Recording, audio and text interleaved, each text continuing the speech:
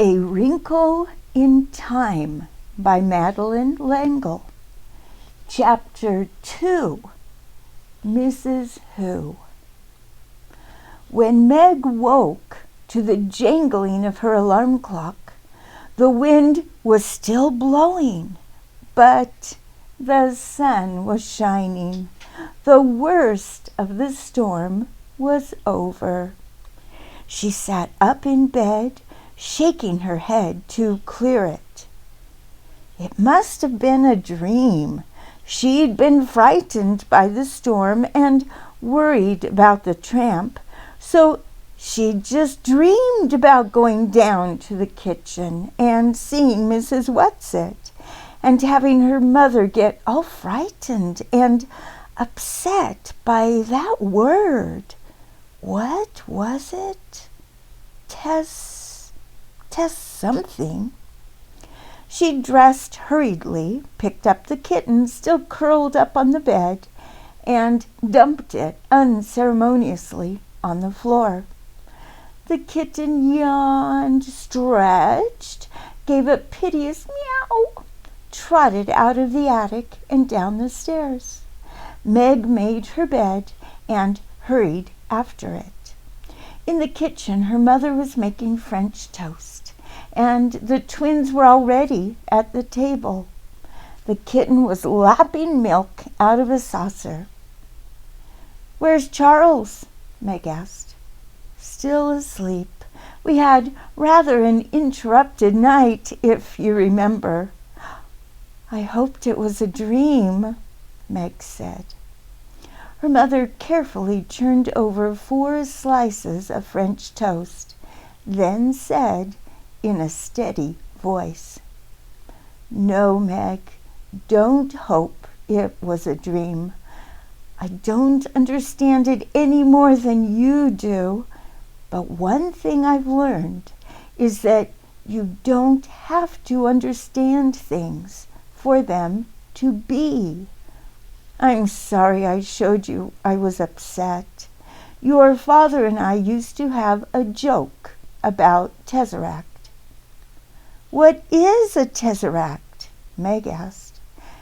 "It's a concept." Mrs. Murray handed the twins the syrup. "I'll try to explain it to you later. There isn't time before school." "I don't see why you didn't wake us up," Dennis said. "It's a jip. We missed out on all the fun." "You'll be a lot more awake in school today than I will." Meg took her French toast to the table. "Who cares?" Sandy said. "If you're going to let old tramps come into the house in the middle of the night, Mother, you ought to have Den and me around to protect you." "After all, Father would expect us to," Dennis added. "We know you have a great mind and all, Mother," Sandy said, "but you don't have much sense, and certainly Meg and Charles don't." "I know, we're morons." Meg was bitter. "I wish you wouldn't be such a dope, Meg. Syrup, please." Sandy reached across the table. "You don't have to take everything so personally. Use a happy medium, for heaven's sake. You just goof around in school and look out the window and don't pay any attention." "You just make things harder for yourself," Dennis said. "And Charles Wallace is going to have an awful time next year when he starts school. We know he's bright, but he's so funny when he's around other people, and they're so used to thinking he's dumb. I don't know what's going to happen to him. Sandy and I'll sock anybody who picks on him, but that's about all we can do." "Let's not worry about next year till we get through this one," Mrs. Murray said. "More French toast, boys?" At school, Meg was tired, and her eyelids sagged, and her mind wandered. In social studies, she was asked to name the principal imports and exports of Nicaragua, and though she had looked them up dutifully the evening before, now she could remember none of them. The teacher was sarcastic.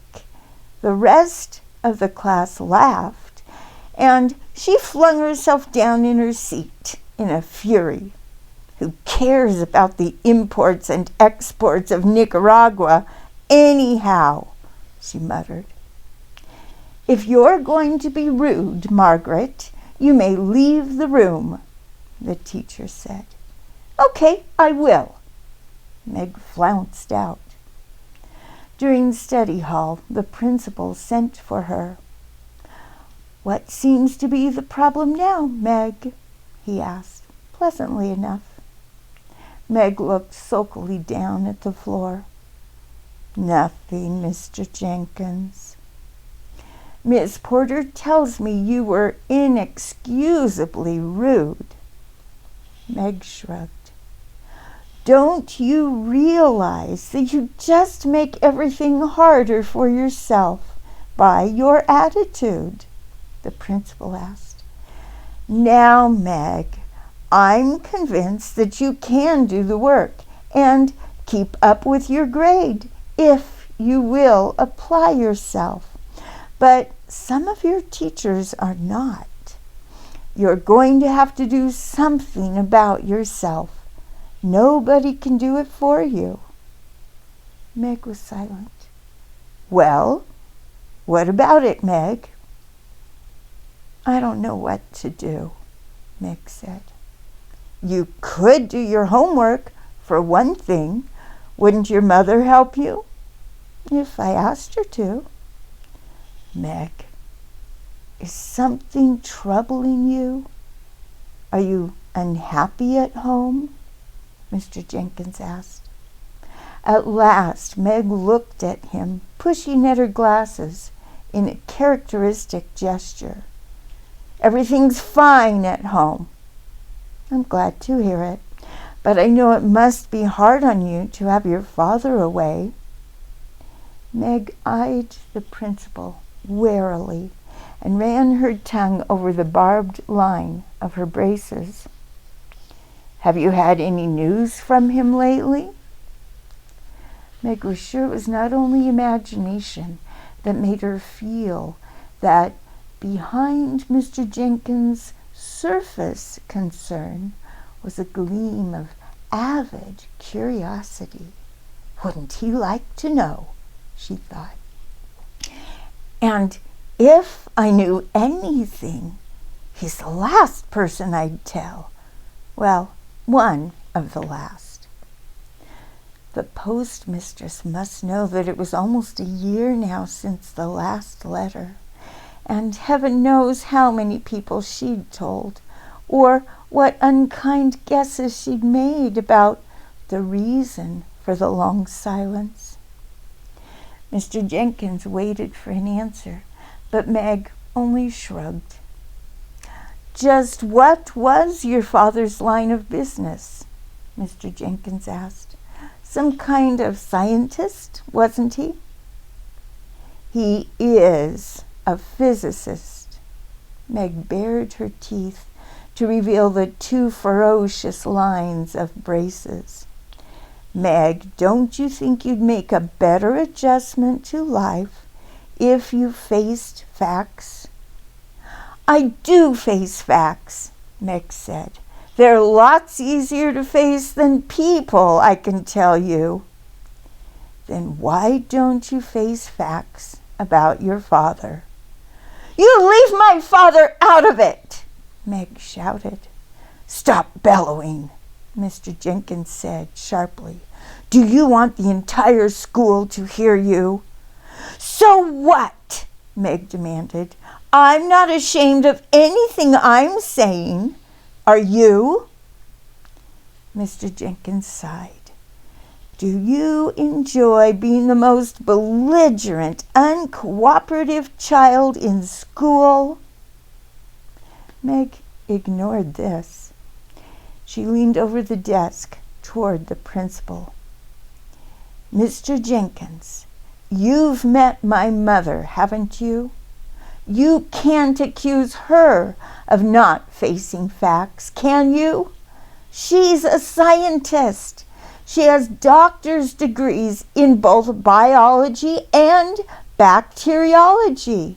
Her business is facts. When she tells me that my father isn't coming home, I'll believe it. As long as she says father is coming home, then I'll believe that. Mr. Jenkins sighed again. No doubt your mother wants to believe that your father is coming home, Meg. Very well. I can't do anything else with you. Go on back to study hall. Try to be a little less antagonistic. Maybe your work would improve if your general attitude were more tractable.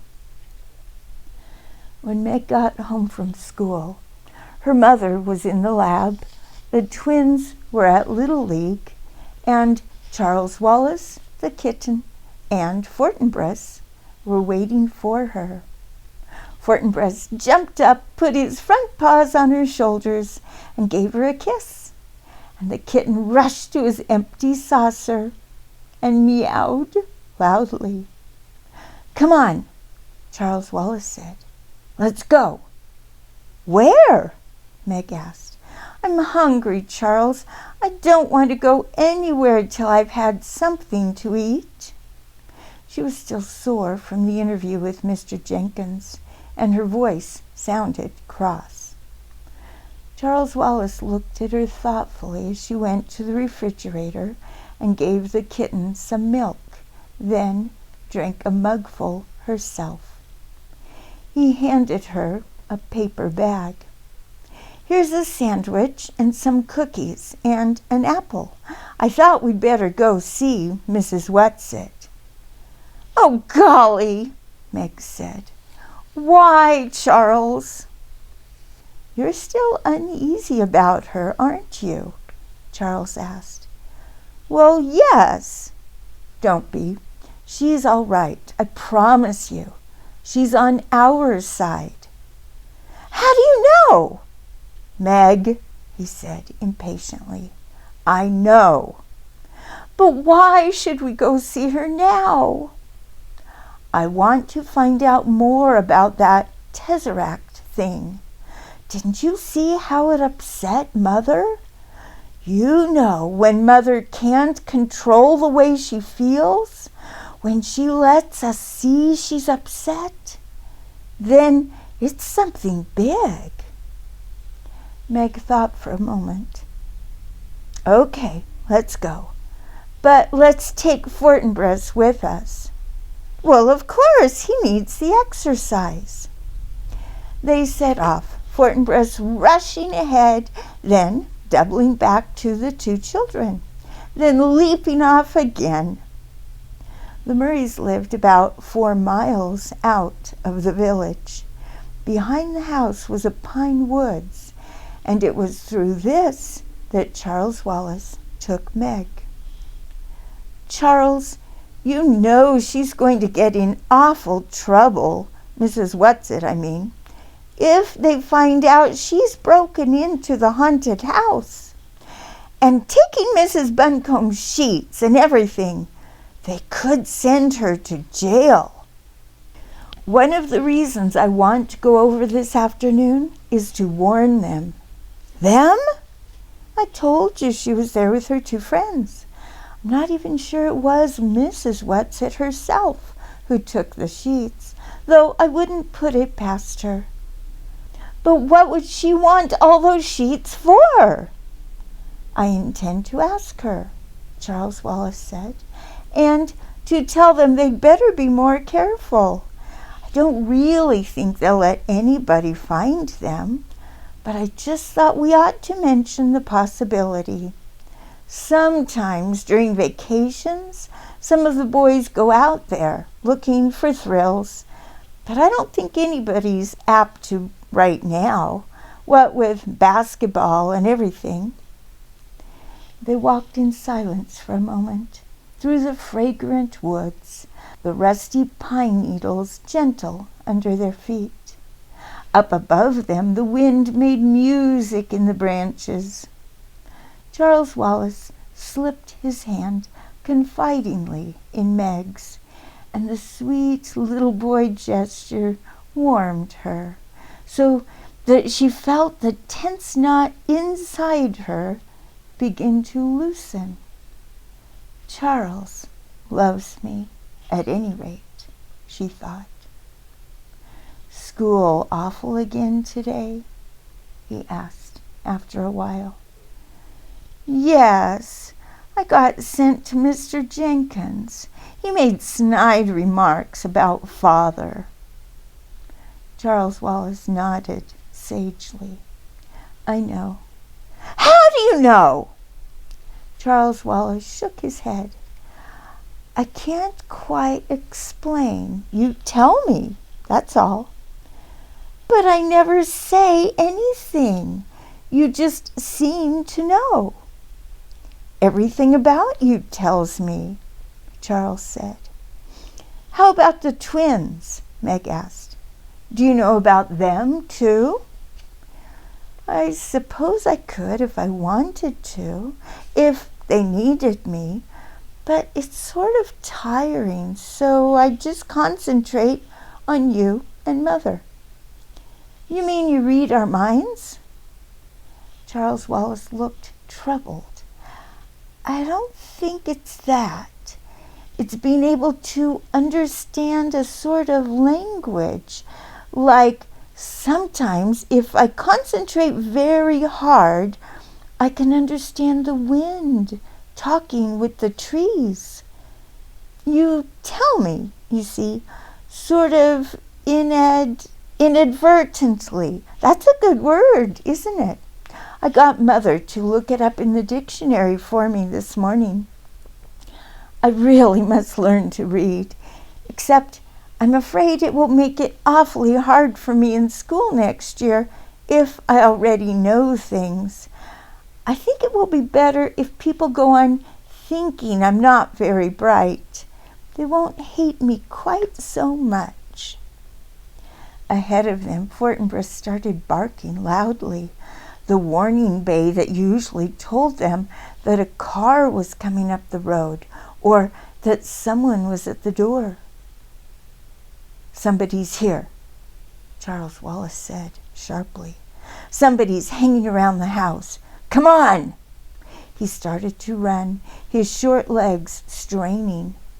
At the edge of the woods, Fortinbras stood in front of a boy, barking furiously. As they came panting up, the boy said, "For crying out loud, call off your dog." "Who is he?" Charles Wallace asked Meg. "Calvin O'Keefe. He's in regional, but he's older than I am. He's a big bug." "It's all right, fella. I'm not going to hurt you," the boy said to Fortinbras. "Sit, Fort," Charles Wallace commanded, and Fortinbras dropped to his haunches in front of the boy, a low growl still pulsing in his dark throat. "Okay," Charles Wallace put his hands on his hips. "Now tell us what you're doing here." "I might ask the same of you," the boy said with some indignation. "Aren't you two of the Murray kids? This isn't your property, is it?"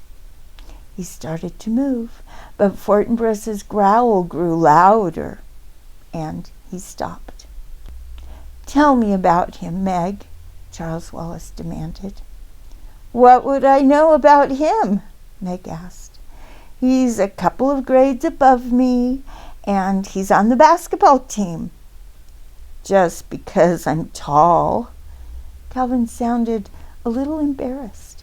Tall he certainly was, and skinny. His bony wrists stuck out of the sleeves of his blue sweater. His worn corduroy trousers were 3 inches too short. He had orange hair that needed cutting, and the appropriate freckles to go with it. His eyes were an oddly bright blue. "Tell us what you're doing here," Charles Wallace said. "What is this, the 3rd degree? Aren't you the one who's supposed to be the moron?" Meg flushed with rage, but Charles Wallace answered placidly, "That's right. If you want me to call my dog off, you'd better give." "Most peculiar moron I've ever met," Calvin said. "I just came to get away from my family." Charles Wallace nodded. "What kind of family?" "They all have runny noses. I'm 3rd from the top of 11 kids. I'm a sport." At that, Charles Wallace grinned widely. "So am I." "I don't mean like in baseball," Calvin said. "Neither do I." "I mean like in biology," Calvin said suspiciously. "A change in gene," Charles Wallace quoted, "resulting in the appearance in the offspring of a character which is not present in the parents, but which is potentially transmissible to its offspring." "What gives around here?" Calvin asked. "I was told you couldn't talk." "Thinking I'm a moron gives people something to feel smug about," Charles Wallace said. "Why should I disillusion them? How old are you, Cal?" 14. "What grade?" "Junior, 11th. I'm bright. Listen, did anybody ask you to come here this afternoon?" Charles Wallace, holding Fort by the collar, looked at Calvin suspiciously. "What do you mean, asked?" Calvin shrugged. "You still don't trust me, do you?" "I don't distrust you," Charles Wallace said. "Do you want to tell me why you're here then?" "Fort and Meg and I decided to go for a walk. We often do in the afternoon." Calvin dug his hands down in his pockets. "You're holding out on me." "So are you," Charles Wallace said. "Okay, old sport," Calvin said. "I'll tell you this much. Sometimes I get a feeling about things. You might call it a compulsion. Do you know what compulsion means?" "Constraint, obligation, because one is compelled." Not a very good definition, but it's the concise Oxford. Okay, Calvin sighed. "I must remember I'm preconditioned in my concept of your mentality." Meg sat down on the coarse grass at the edge of the woods. Fort gently twisted his collar out of Charles Wallace's hands and came over to Meg, lying down beside her and putting his head in her lap. Calvin tried now politely to direct his words toward Meg as well as Charles Wallace. "When I get this feeling, this compulsion, I always do what it tells me. I can't explain where it comes from or how I get it, and it doesn't happen very often, but I obey it. And this afternoon, I had a feeling that I must come over to the haunted house. That's all I know, kid. I'm not holding anything back. Maybe it's because I'm supposed to meet you. You tell me. Charles Wallace looked at Calvin probingly for a moment. Then an almost glazed look came into his eyes, and he seemed to be thinking at him. Calvin stood very still and waited. At last Charles Wallace said, "Okay, I believe you, but I can't tell you. I think I'd like to trust you. Maybe you'd better come home with us and have dinner." "Well, sure, but what would your mother say to that?" Calvin asked. "She'd be delighted. Mother's all right. She's not one of us, but she's all right." "What about Meg?" "Meg has it tough," Charles Wallace said. "She's not really one thing or the other." "What do you mean, one of us?" Meg demanded. "What do you mean I'm not one thing or the other?" "Not now, Meg," Charles Wallace said. "Slowly. I'll tell you about it later." He looked at Calvin, then seemed to make a quick decision. "Okay, let's take him to meet Mrs. Whatsit. If he's not okay, she'll know." He started off on his short legs toward the dilapidated old house. The haunted house was half in the shadows of the clump of elms in which it stood.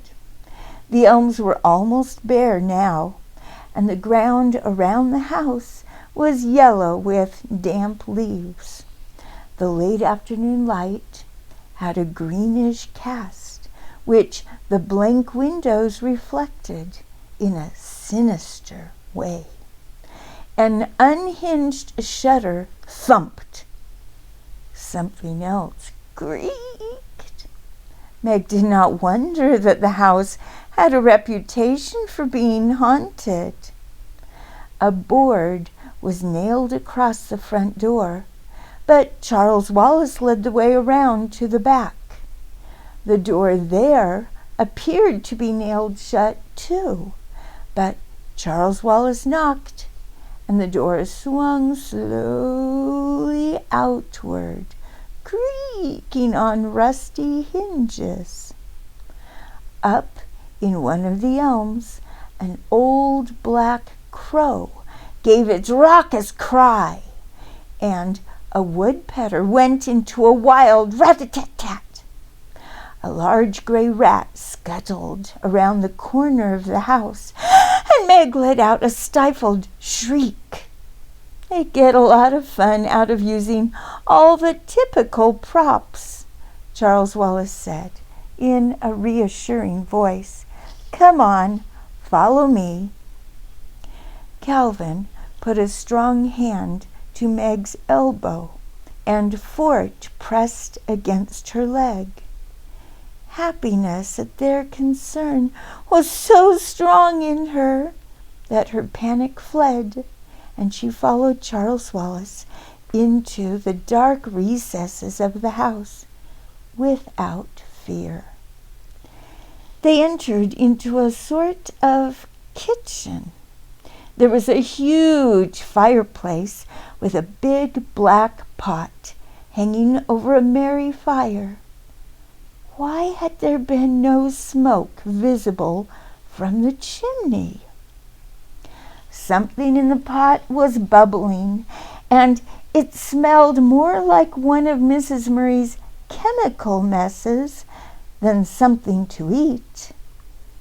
In a dilapidated Boston rocker sat a plump little woman. She wasn't Mrs. Whatsit, so she must, Meg decided, be one of Mrs. Whatsit's two friends. She wore enormous spectacles, twice as thick and twice as large as Meg's, and she was sewing busily with rapid jabbing stitches on a sheet. Several other sheets lay on the dusty floor. Charles Wallace went up to her. "I really don't think you ought to have taken Mrs. Buncombe's sheets without consulting me," he said, as cross and bossy as only a very small boy can be. "What on earth do you want them for?" The plump little woman beamed at him. "Why, Charlesie, my pet!" And then she says something in French. "Pascal, the heart has its reasons, whereof reason knows nothing." "But that's not appropriate at all," Charles said crossly. "Your mother would find it so."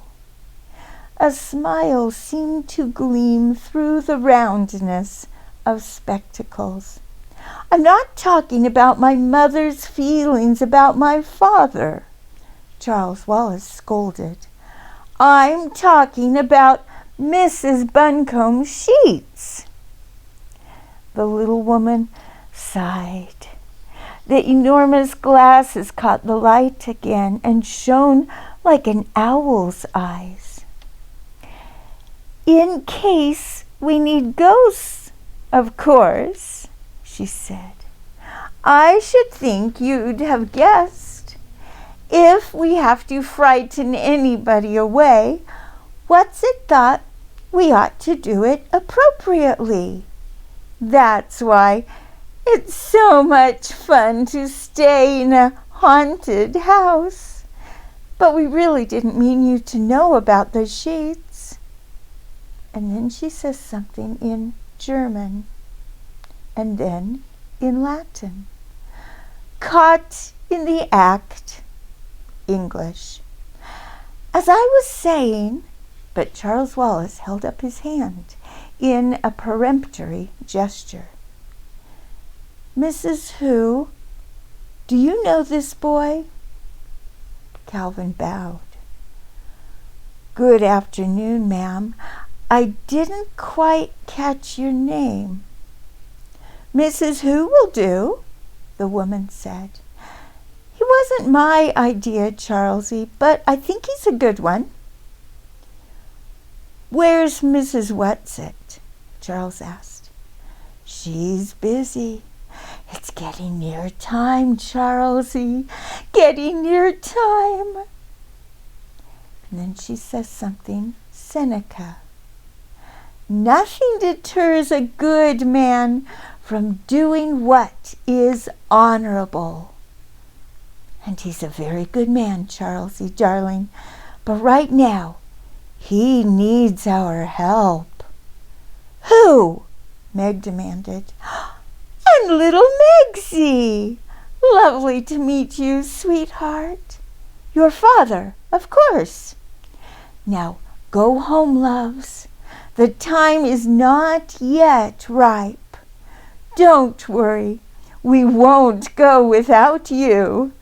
Get plenty of food and rest. Feed Calvin up. Now off with you." She says something Latin again, of course. "Faith is the sister of justice. Trust in us. Now shoo!" And she fluttered up from her chair and pushed them out the door with surprising power. "Charles," Meg said, "I don't understand." Charles took her by the hand and dragged her away from the house. Fortinbras ran on ahead, and Calvin was close behind them. "No," he said, "I don't either, yet. Not quite. I'll tell you what I know as soon as I can. But you saw Fort, didn't you? Not a growl, not a quiver, just as though there weren't anything strange about it. So you know it's okay. Look, Do me a favor, both of you. Let's not talk about it till we've had something to eat. I need fuel so I can sort things out and assimilate them properly." "Lead on, moron," Calvin cried gaily. "I've never even seen your house, and I have the funniest feeling that for the first time in my life, I'm going home."